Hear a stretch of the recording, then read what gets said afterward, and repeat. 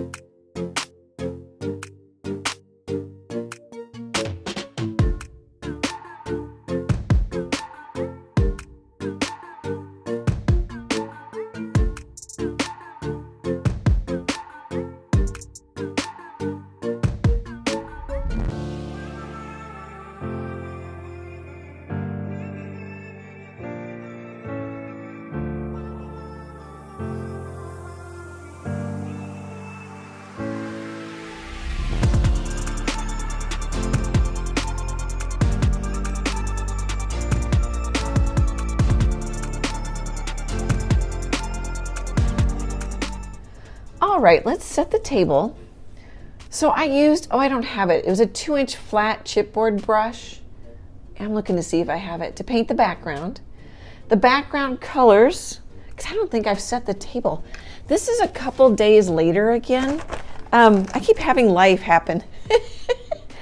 During the pandemic, I painted pretty much every day, which really helped improve my painting and art skills. So just in case. So I put out some cad yellow medium hue on this palette. They're all going to be Liquitex. Some yellow oxide and titanium white, and then mixed a creamy yellow color, and then added white to it, and did just kind of a sweeping background that I do quite a bit. Well, I don't know if you can see the paint running, but I misted it with water just recently to help it last a little longer in case I need that background color again.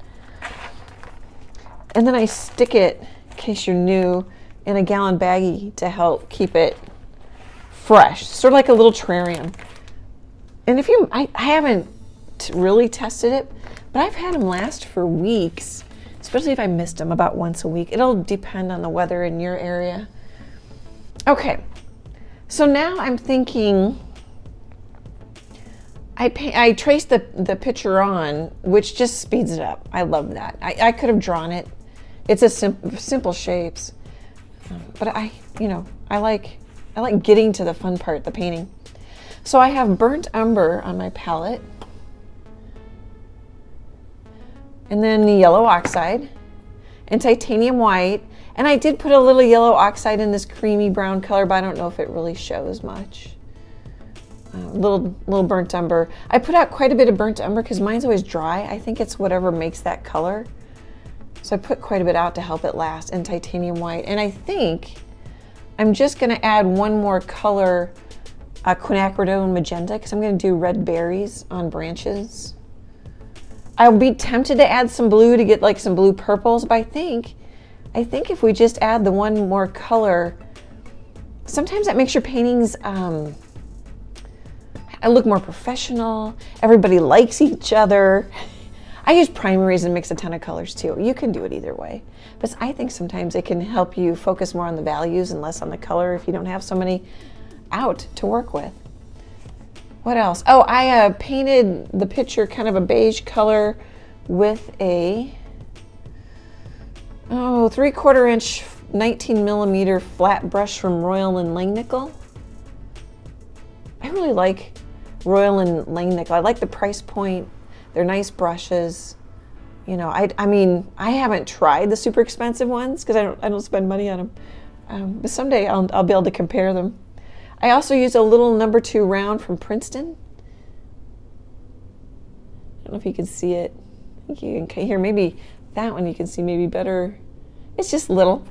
And then I think this is a number 20 palette knife from Blick Art Materials. I've worn off the writing on it. And then I painted it beige, and then I'm kind of thinking my light's up over here, the sun's coming from over there, and just kind of bringing it up. It's not white like my reference, but I was bringing up the values and playing with it a little bit. So next, I'm gonna put in berry branches, and I'm wondering, I don't have a reference photo. I'm wondering if my berries are gonna get kind of big, but I'll probably put like some this way, some this way, so you have a V coming down, and that's also why there's like these are leading down into my vase for my background, and then I just put this one for a change of pace. But I think about the brushstroke direction even with the background. If you don't worry about it. It'll be fine. This is I do a lot of portrait paintings, which is gonna maybe sound funny to some of you, but it's, you know, a cow face. It's a peony. I like to do simple paintings, kind of single out. So this is gonna be portrait of berry branches, if that makes sense. Hopefully that makes sense. You guys can let me know in the comments. So I think I'm gonna just take some burnt umber and put some branches in and just kind of figure out where they're gonna go, and then we'll put smaller branches in, and then we'll put in some berries. This also could be fun with texture gel. I'll link one of my texture gel paintings in this video's description. I don't know how many I have, maybe 5. They're really fun. I've used spoon and really thick texture gel and paint and get some really fun flowers. Okay guys, I think that gets us up to speed. I'll be back in a bit.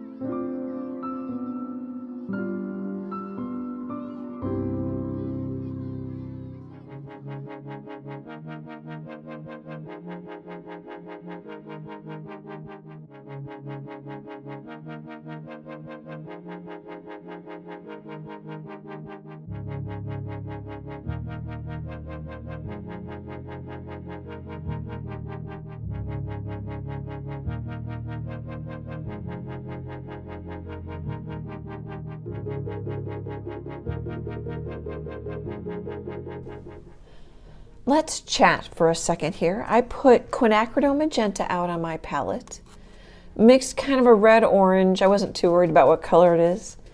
And then added white and just varied it between kind of a yellow-orange and a pink and a red-orange. But the white is to help cover the background and just first layer of all the berries. Oh, I drew out, let's see, where did I put them? I drew out the berries using my new pastel pencils. I used them in a live stream. We pastel painted some little pumpkins with them. But what's also nice is then I've got all these colors now. I have watercolor pencils too, but they're packed away somewhere. But these are nice and heavily pigmented and just absorb right into my paint. So that was really fun. I really like those. And no, it's not sponsored, and there's other great brands. I just happened to grab those the other day. So next steps is just going to be to reinforce the berries. And then I'm thinking I'm going to want to splatter. But I don't want to get this, I'm renting. I don't want to get paint on the walls or anything. I'm looking for my splatter brush here. Oh, I use this one quite a bit. It's just a craft brush. The longer, I think sometimes the easier. You can almost use any brush. You can use a toothbrush.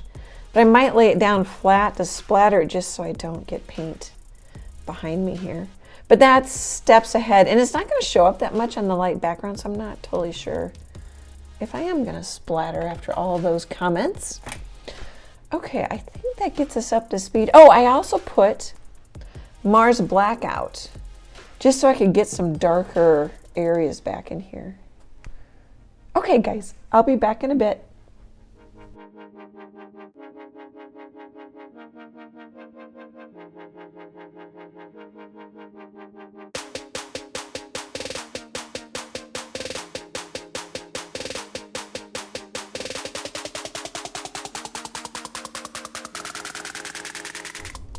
Hey friends, I'm calling it done. This was just nice and fun and relaxing and much easier than, say, painting a pet portrait. I really enjoyed this one. I splattered some white on it. I did splattering flat on my tabletop, but I did try to do some upright for the video.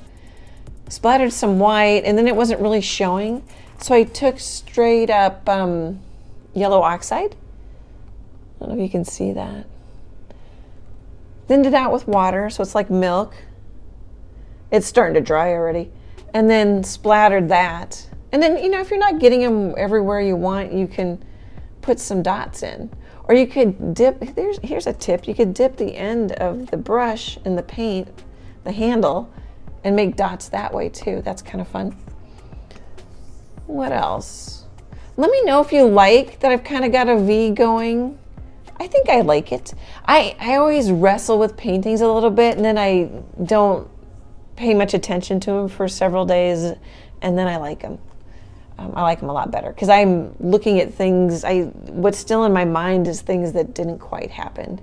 You could put a lot more branches, a lot more berries, bring the berries out, all kinds of different kind of vase. And as I mentioned, oh, I didn't do it, but you could do structure gel. That could be fun too.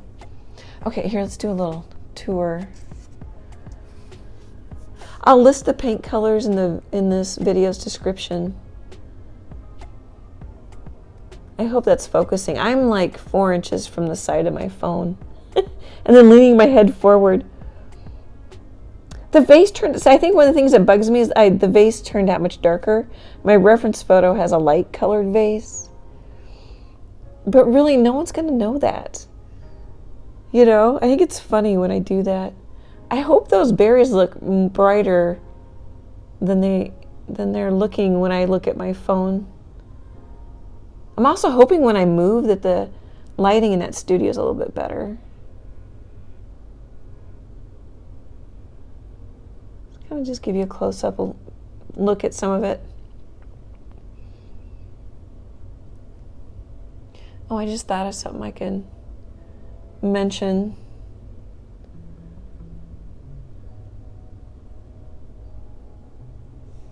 So one thing that worked really well is this angle brush is quite thin. It's thicker down here, but it gets quite thin up here. I don't know if you can, ooh, that's dark. I don't know if you can see it. But then I can just load up the tip of it with some paint, and you can even like stamp branches, and then you can draw a branch, and then if you want thicker push in, that worked really well. Lots of brushes can do that. It doesn't have to be an angle brush that size.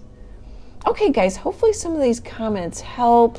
Let me know if you try this one. It has a winter feel. It could have a holiday vibe to it. Let me know if you paint a painting or do something else different with it. You know, I don't know. Make a greeting card or something. So fun to hang out with you. I so appreciate you tagging along with me. Super appreciate your support. Great big happy art hugs, and I hope to chat with you soon. Bye guys.